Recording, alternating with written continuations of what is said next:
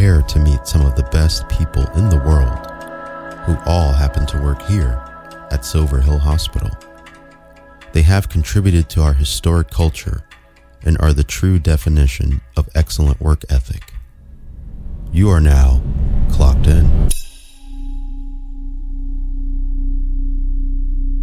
Welcome to another episode of Clocked In. I'm the host for now, Chris Brewer, and today I have a very special guest. I know I say that a lot. I probably say that every time, but this time it's true. And he also came after shift, which I really appreciate.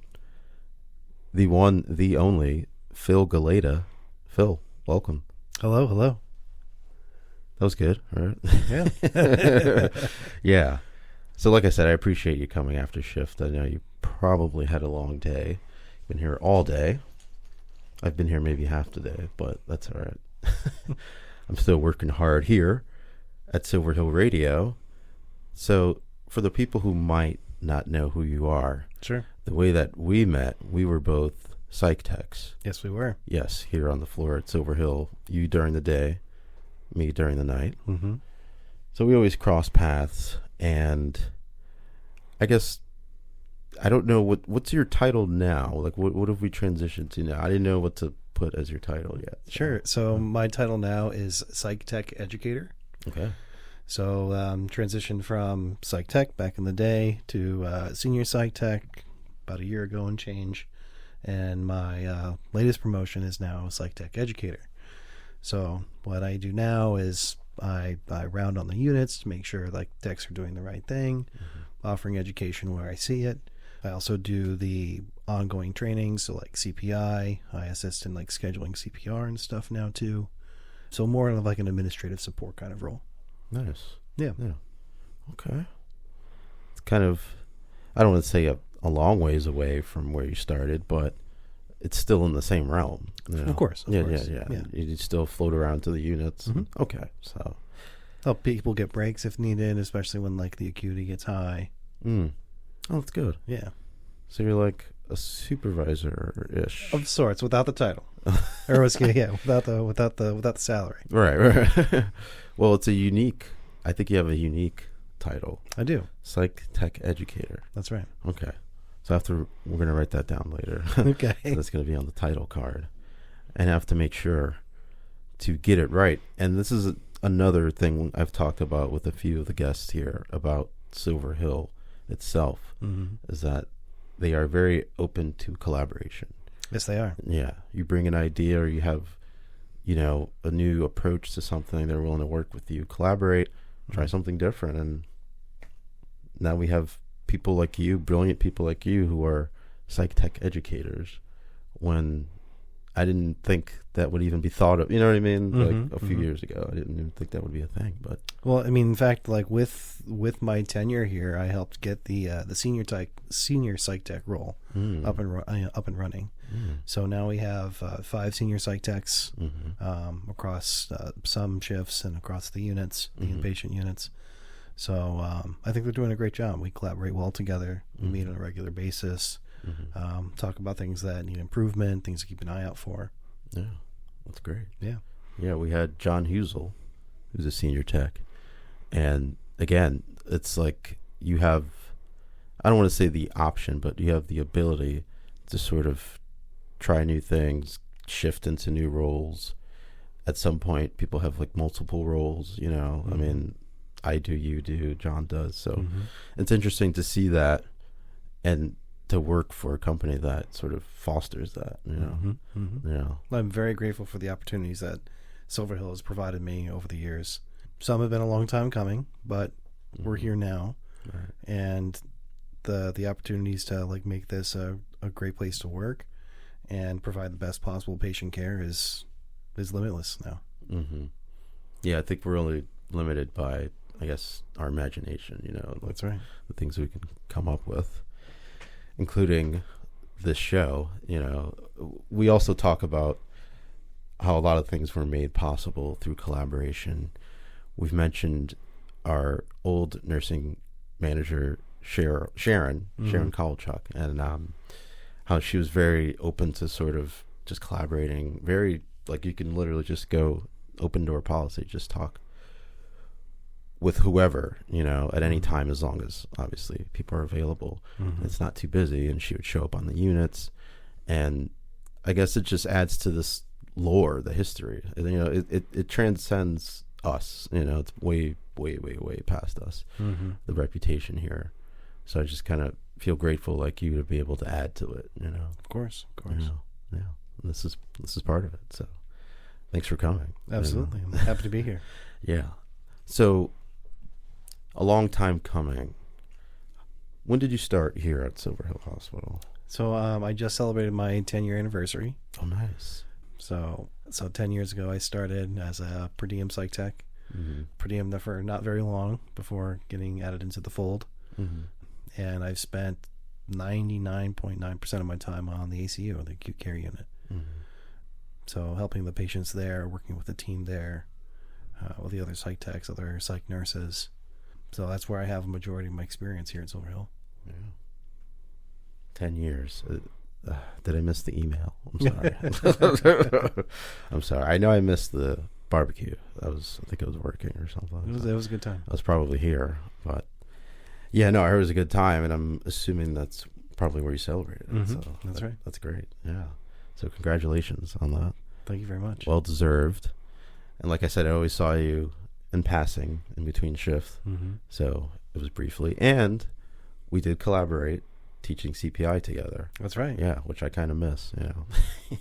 You come back in, we need assistance. Yeah, no, I know. I've been told. You know, and that's, you know, obviously it comes down to life and scheduling and Sure. us taking on multiple responsibilities. You know, so okay. So I think we're going to take a little short break. All right, Okay. and we'll be back more on Clocked In with Phil Galayda here on Silver Hill Radio. I'm still joined by our special guest, Phil Galayda.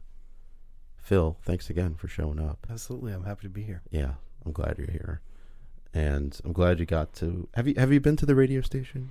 I've seen it many times driving in through our lovely window here with the great sign. And I think I've been down here like once or twice, but not in the room properly. Okay. Well, I'm glad you got to see it. It's a great little space. Yeah, it's nice. We try to keep it nice and interesting in here. Got some sound panels behind you. So, yeah, welcome. And I hope this is the first of many trips to the radio station. All right. Of course. Yeah. Well, it'll be up to me to make it happen. So I'll just have to reach out and find you.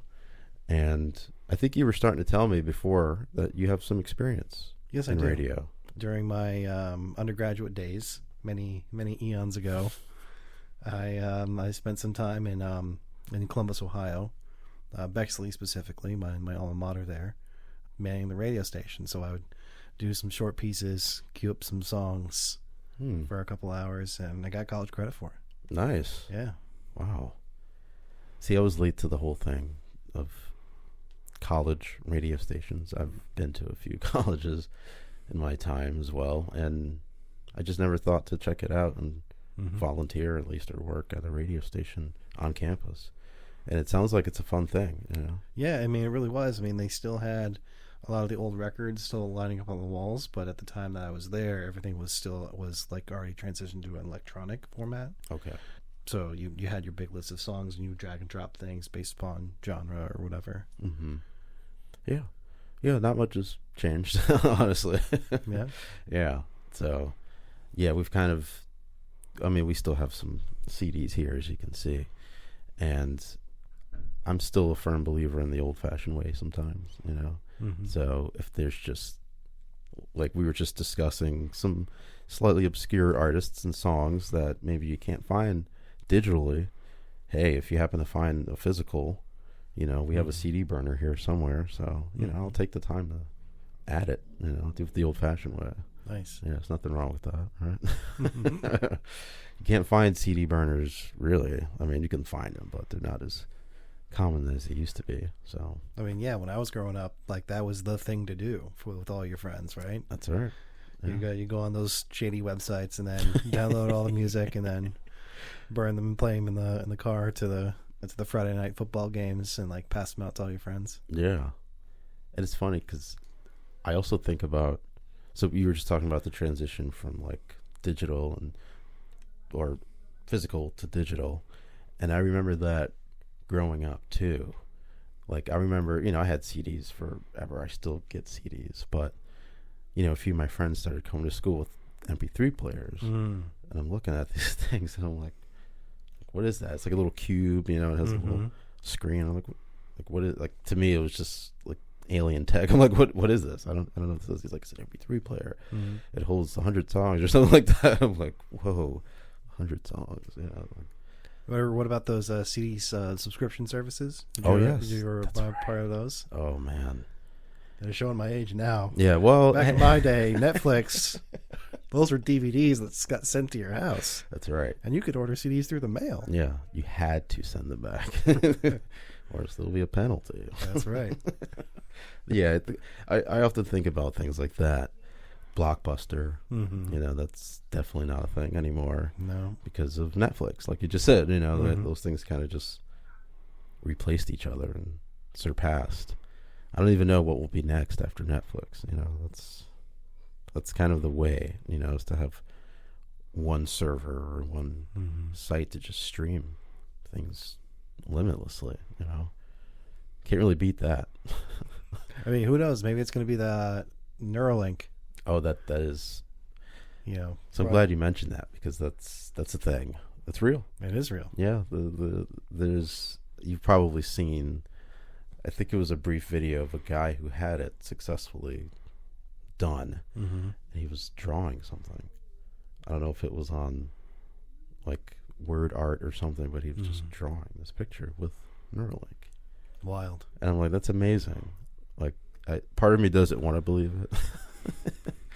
But I believe it. It's there. I can't deny some science. It's just right there. So I thought that was amazing, and that's kind of where we are. But as you see, I still like the old-fashioned stuff. Of course, the CDs. I don't personally have any vinyl. I don't know if you collect. Do you collect vinyl, or do you? I don't. I mean, I bequeathed some from my dad. I've got like an old record player at home. Nice. But I need to get into some vinyl because it's a different kind of experience, rather than just queuing up a song on your Spotify or whatever, or YouTube. Yeah. There's something else entirely it's like meditative, where you have to prepare the space, I agree. You got to pull it out. You got to dust out, make sure that dust cover doesn't get damaged. You play it, put it on the record player. You make sure that's set to the right RPM. Yeah. You got to get the needle on just right. And you might get, 5-6 songs out of one side. Right. That's right. And it's like an experience because you have to listen to both sides of the record, kind of in one sitting. You just can't it's very hard to pick one song. That's true. Yeah, you have to listen. Yeah, it's like forces your attention, but in a good way. Especially if it's a good vinyl. Is there? I'm glad you mentioned that, because that sort of aligns with an experience I've had with vinyl.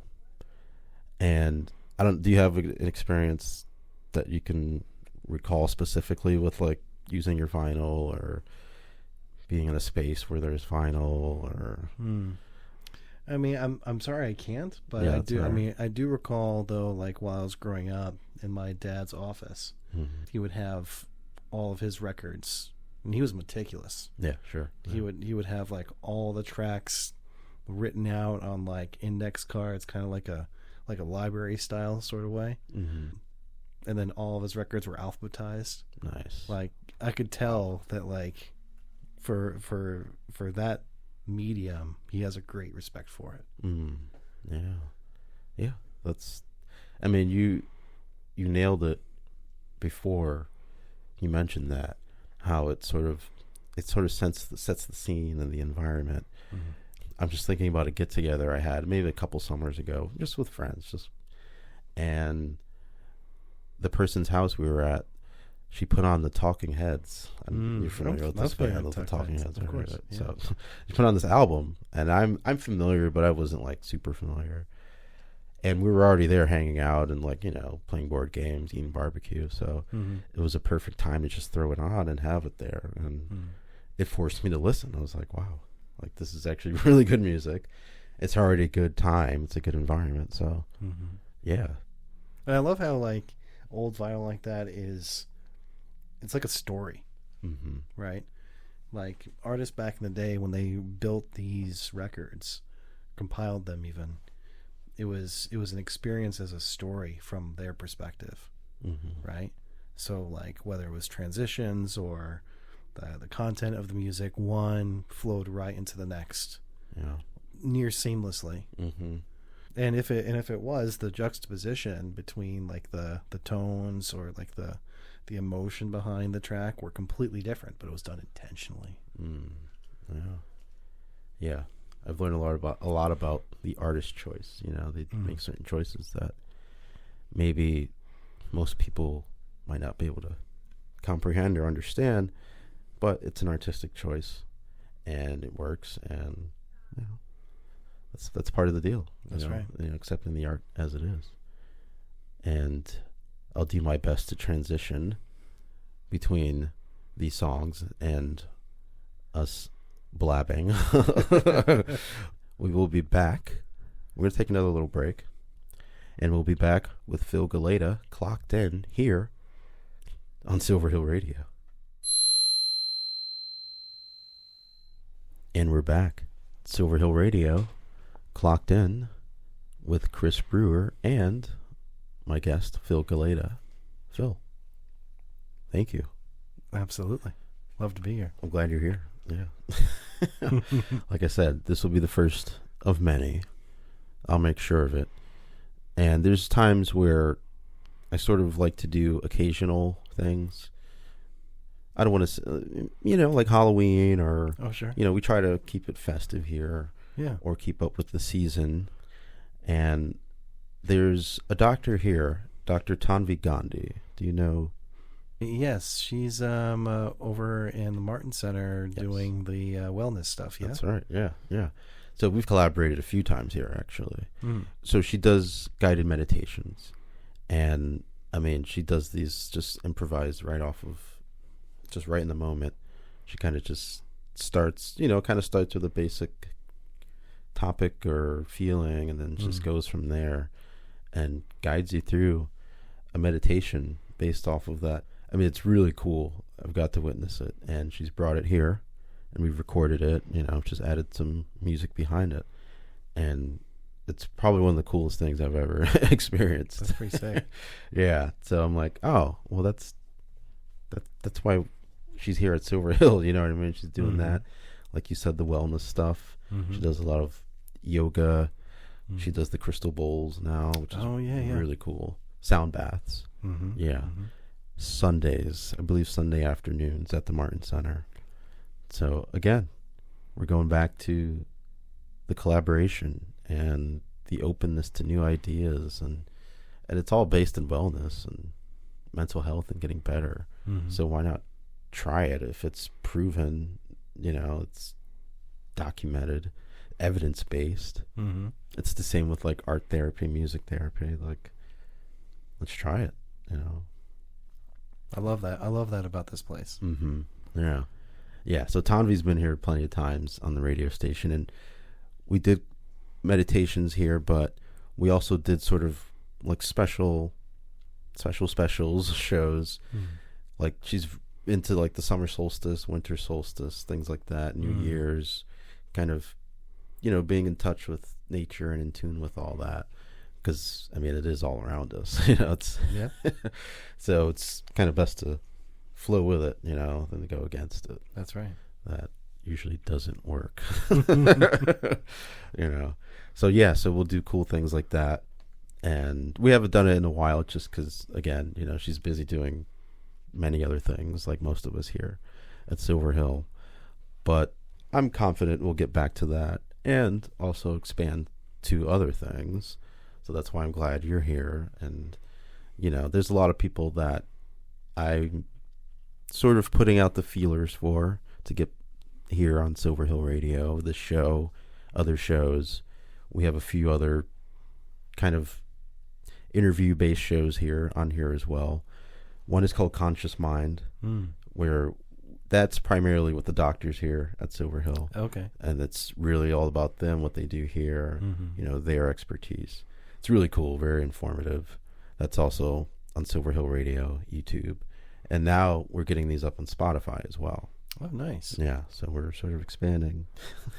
Okay. It's not just on radio anymore. We're stepping into the future here. That's right. That's what we were just talking about, the digital age. That's it's just so much more accessible. So, yeah, no, I'm glad you're here. And like any ideas you may have as well. I mean, not just in terms of Silver Hill Radio, but in general. I'm sure we'll talk and yes, we will, and collaborate, because you're here a lot, like 4 days, 5 days a week. Yeah, 4 days a week. Yeah. 4 days a week. Yeah. Okay, it's not too bad. No, I'm about the same. Yeah, between this and the floor. So that makes sense. About 4 days a week, and I talk about this a lot with my guests. You said you've been here 10 years. I've been here 6. But doesn't it sort of feel like it's a little longer than that? How do you feel with that feeling? Yeah, I mean, that's a good question. I mean, this place is unique, where you get a lot of experience with different kinds of diagnoses, different kinds of people, and when people come to this place to do the work they need to do, I don't know how else to describe it, but like, with the people that come in and out, right? It leaves a different aura to this place. But what I think what's unique about Silver Hill is that because we are a smaller psychiatric hospital compared to most others that are in the area, it really fosters this different kind of creativity and collaboration and teamwork that I've never seen before in all of my other jobs that I've held over the years.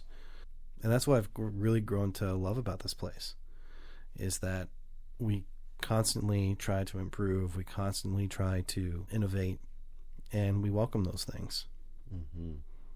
Yeah, that's it. That's sort of the spirit of Silver Hill, always innovating, always improving. Yeah.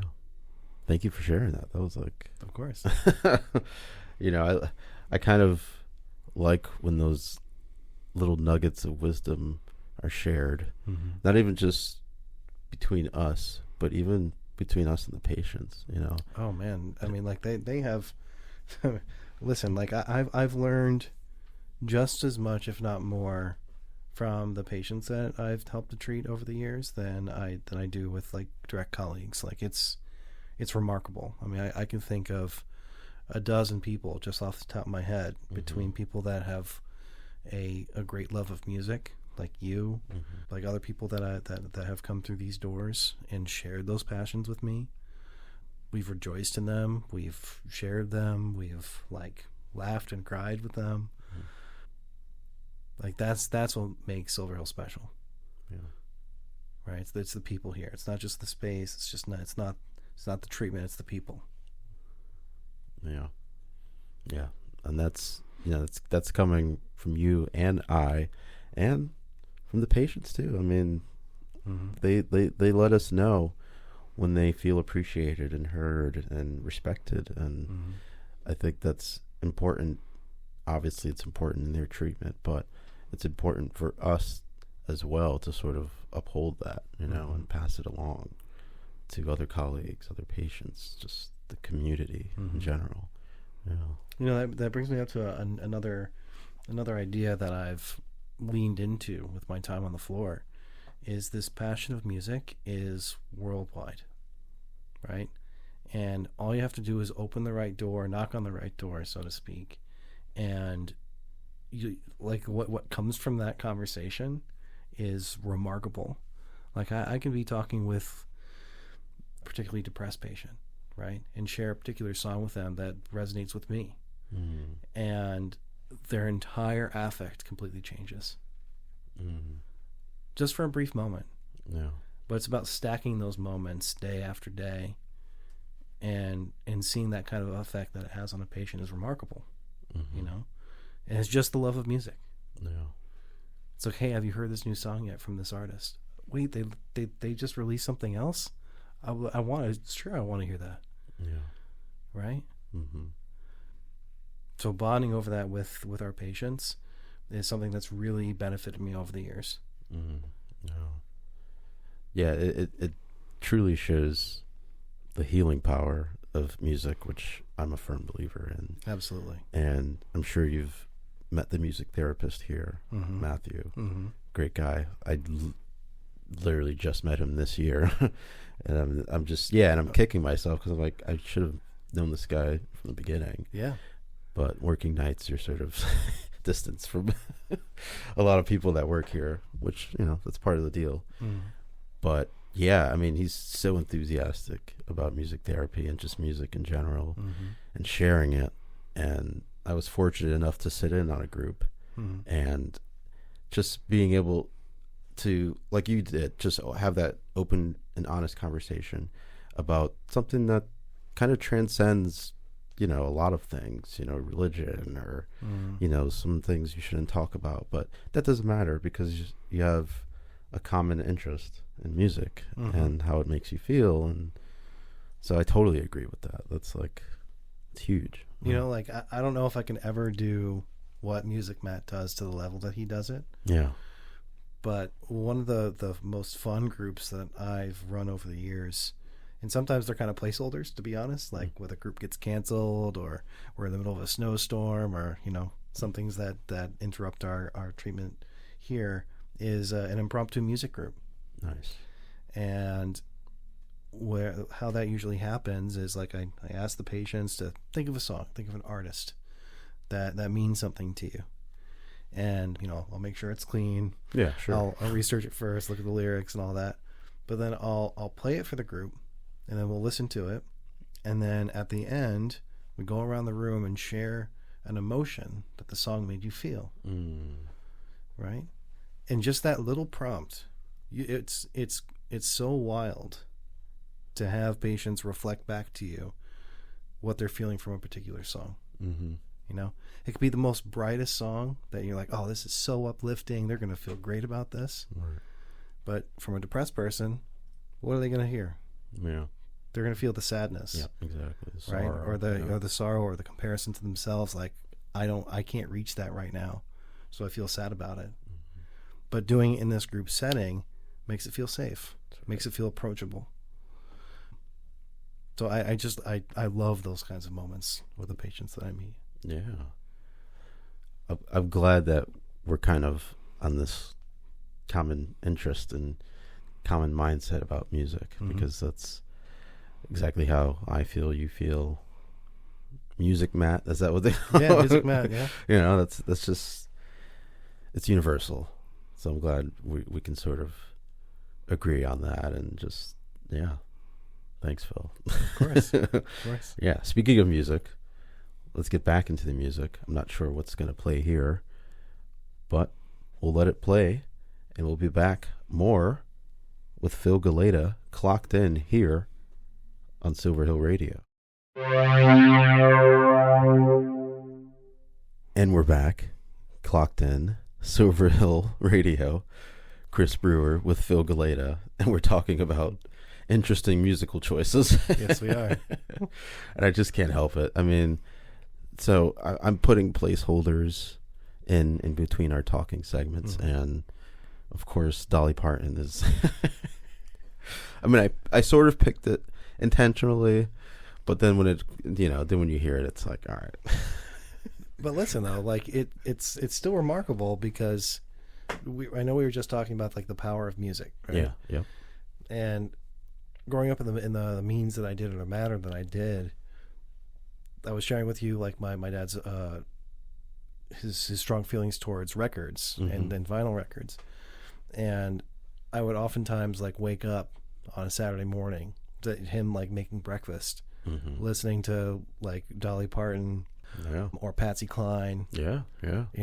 like some of those like good 50s, 60s, 70s artists. Yeah. And when I go to a unit and I'm dealing with maybe with an older person. Maybe they're depressed. Maybe they've got some other things going on. And I throw out one of these like old 50 or 60s artists. They look back at me like, who are you? And how do you know who they are? Right. And you actually know some songs. So there's like, of course I do. They're the classics. Yeah. And in seeing their eyes like light up, that somebody else knows something from their era. Right. Music is like that glue that holds all of these generations together. Yeah. And like that's something that's really special about it. Yeah. Yeah, I've been witnessing a lot of that personally. So from a performance standpoint, I still dabble in playing saxophone, of course, And As do I. Yeah. You do? Yes. Really? I mean, I have not picked up my horn in some time, but we never talked about this. we have not. This is the first time live on air. Yeah, after 7 years, we've never talked. Wow, really? So I've played alto, tenor, and bari. Ooh. Wow. Yeah. Sorry, I'm a little taken aback here. I just had no idea. Yeah. So I did jazz band in high school. Yeah. Concert band during the fall. Sure. Or spring, I guess. During the fall, we did marching band, so I'm one of those band nerds. Oh, yeah, I did it too. I'm marching around on the field, doing even when it's cold, yeah. So, yeah, I did mostly alto during those times, and then during jazz band, tenor. Nice. And then concert band is where I picked up a bari for the first time. Nice. That's funny how it works like that. Mm-hmm. That's exactly how it worked. Mm-hmm. I started, I guess, in terms of woodwinds, clarinet. Mm-hmm. But then I transitioned to bass clarinet for concert band. Mm-hmm. And my band teacher was like, you should just learn sax. Like, you're good. Mm-hmm. And then I started with alto and then went to tenor and jazz band. I was like, oh, this is cool. It's still hard for me to get a real control of a bari. I've tried. Mm-hmm. It's really hard. So props to you for well, thank you. doing that. I leaned more towards soprano for a few years. I prefer like the straight one, like the Kenny G soprano. I've yet to pick up a soprano. A soprano sax. Yeah. Yeah, You could do it. You play alto, so yeah. I think you could do it. Yeah, it just gets really like when it gets into the higher. It gets so squeaky after that. Yeah, and it's hard to control the tone, So you might be a little sharp or whatever. So got to work on the old embouchure. there you go. Exactly. Yeah. And you got to keep it, really firm with the soprano. So you can kind of get lazy with the alto and tenor sometimes. But wow. Okay, here we go. So that's so thank you for telling me that. Of course. Because now we know. So yeah, I've been checking out local blues jams. And Park City Music Hall. Oh yeah, you know where that is. Yeah, right on Fairfield Ave. So monthly they'll do a blues jam. Okay. And I've gone, I think, the past 2 months for the first time, and I'm like, whoa. Like, again, like you're saying, this specific genre of blues is transcending generations. You see, people from old to young, like all just jamming on the same stuff because they love it and they like it. I was actually in Wildwood, New Jersey, about 2 weeks ago, and they were having like this live music jazz fest, blues fest. Yeah. And there was another young kid up there, maybe like 19, 20, shredding it on the guitar. Wow. Shredding it. 19. Right? Yeah. And like they got all these old heads around them. They're doing their own thing and they're sounding great. No. But they specifically spent time like bringing this young kid up to be like, everyone like put their hands together for this one kid that decided to come up here for the first time and doing his thing on the guitar. Right. And I'm sure they all loved it and respected it. Of course they did. Just like what I saw. Yeah. People were like, go, like, play. We want it. And that's just that's again transcending generations, like all types of people from all walks of life, from all over the area. Some people come from afar, like upstate to come down to this. To come because it's part of the Connecticut Blues Society, which I didn't know was a thing. Okay. But it's been around since 1993. And, they just do this. They go to different open mics or host different open mics all over the state. And Yeah, I mean, obviously it attracts a lot of different people from everywhere. Mm-hmm. And I'm not part of the society officially, but I'm still kind of glad to be a part of it. It's like almost like an honor, It's Mm-hmm. like, hey, I'm hanging out with the Blues Society, There you go. and we're all doing the same thing, just creating music, playing music, Mm-hmm. Mm-hmm. So it's a good time. Yeah. Thanks for kind of tying that all together. Of course. With the music and everybody sort of uniting. So I think we'll take one more. Okay. One more. There's no team here, so there's no like one more. No, we'll take one more break and then hopefully tie it all together with Phil Galayda clocked in here on Silver Hill Radio. And we're back. Silver Hill Radio clocked in. Chris Brewer with Phil Galayda. Phil, it's been a great time. Thank you. I'm enjoying every moment that I'm here. Yeah. And I'm trying to get as much as we can, but also not, I'm gonna have to come back. I was gonna say we could talk forever. I mean, obviously we can, and not just because this is a cool experience, but we've known each other. This is almost like we're catching up. Mm-hmm. So let us not be selfish with that. Okay. I'll try harder. Yeah. But no, I mean, I'm shouting you out right here. You're right here with me.